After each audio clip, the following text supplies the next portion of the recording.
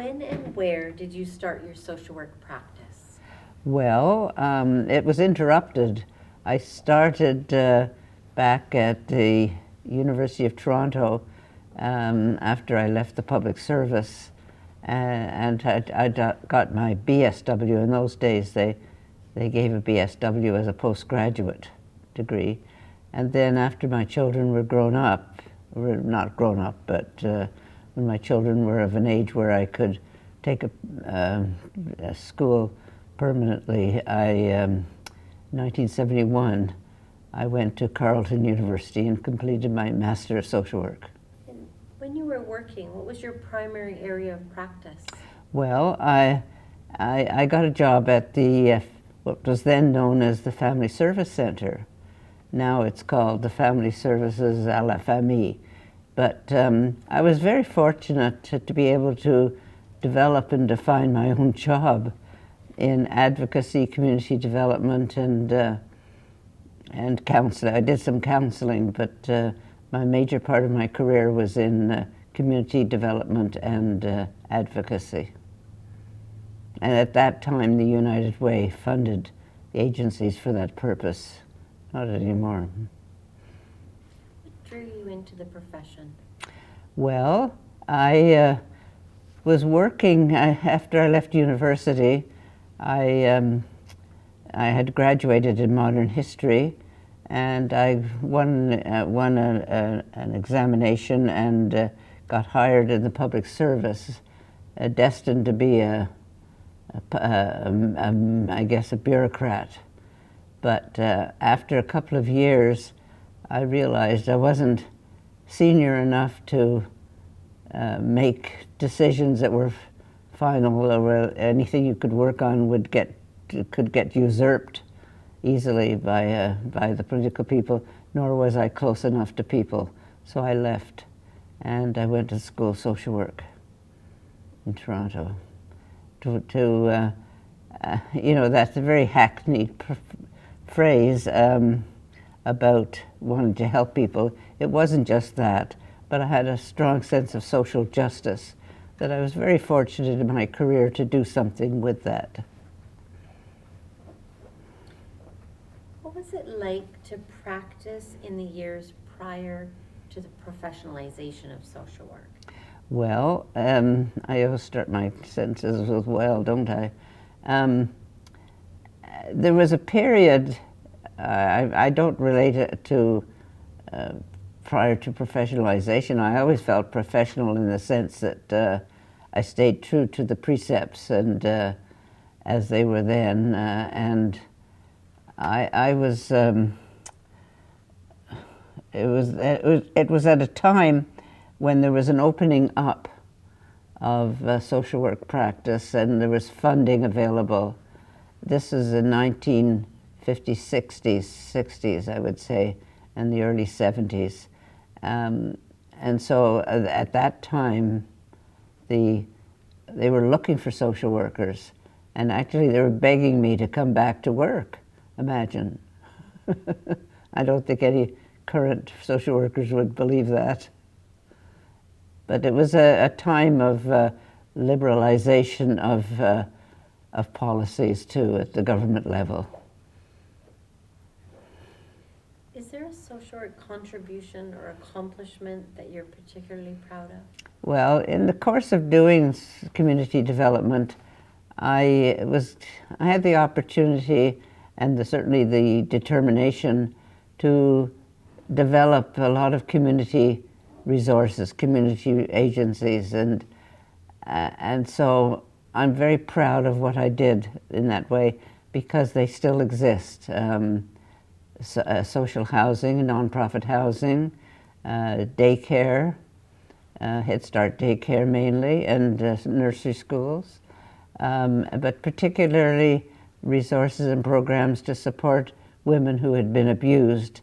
And I think developing the coalition to end violence against women is, I put it as my most signal achievement because it's still there, and it was built upon an understanding that, an appreciation I knew that you don't just turn to people who are at the top, but you must grow from the bottom and push from the bottom. And so it pulled together a lot of community resources who were interested, and it's still there, and it's listened to, and it has an influence. And I remember the process of getting the police involved, and they're at the table too now. They were at the table when I was there too. I chaired it for a long time, and then it was I left, and it took other people took the helm. And I actually got the Governor General's Meritorious Service Cross for the work of developing that coalition. Given what you now know, is there anything that you would do differently in your career if you could go back?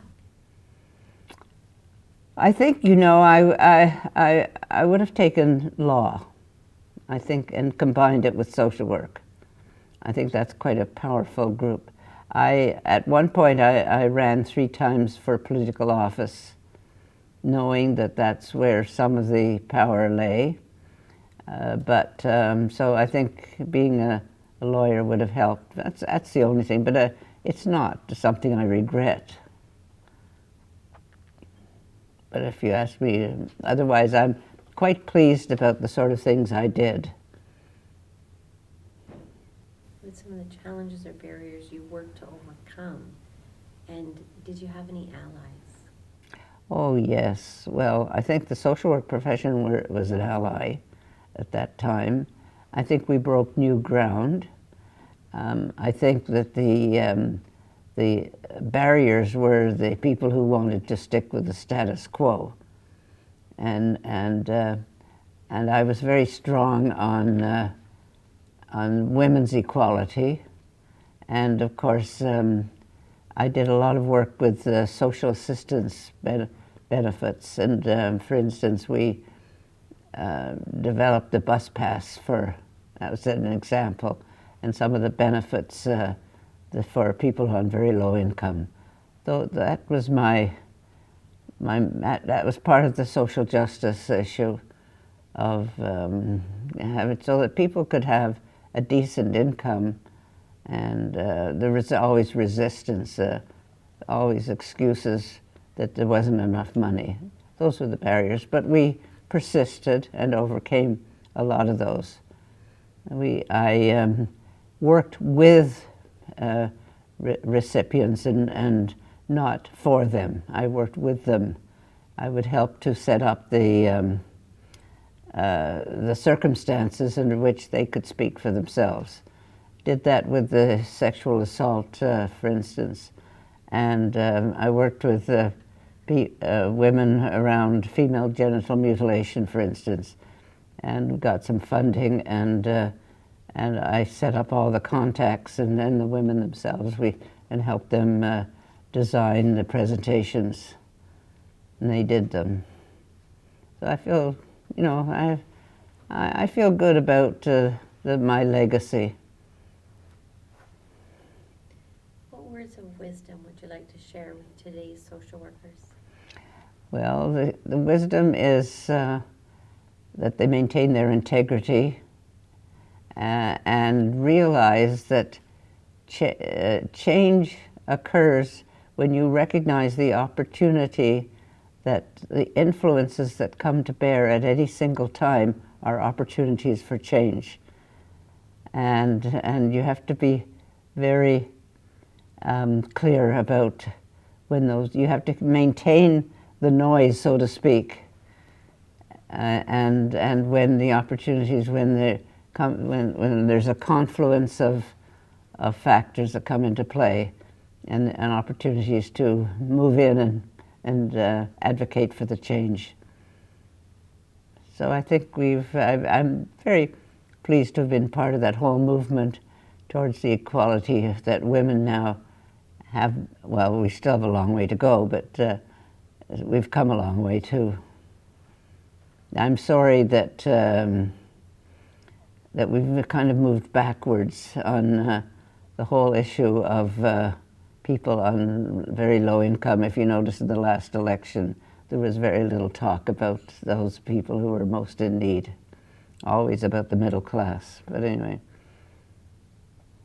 because they're the ones who go out and vote. So, what else do you want to ask me? You know what? I just want to say thank you.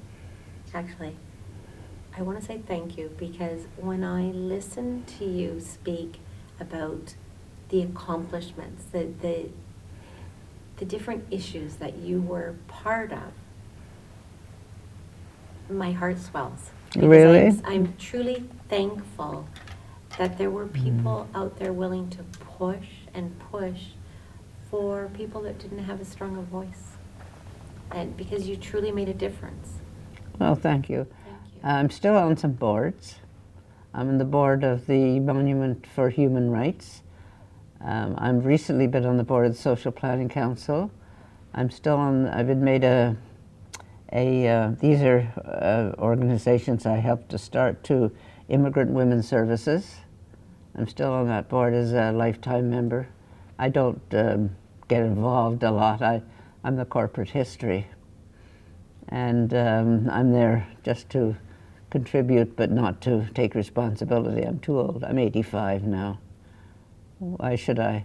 And I'm still on the board of the nursery school too. In fact, there's a meeting tomorrow night. Someone will pick me up and take me. And it's very interesting because I know this is not being recorded, but it's very interesting that you sit around the table and there's an awful feeling of deja vu. You know, we've been through this before.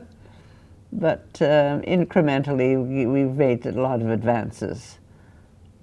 But some of the same arguments, the same barriers, the same arguments as to why you can't make the change are so emerge. Anyway, here we are. It's all very political, small p. So. Well, thank you again.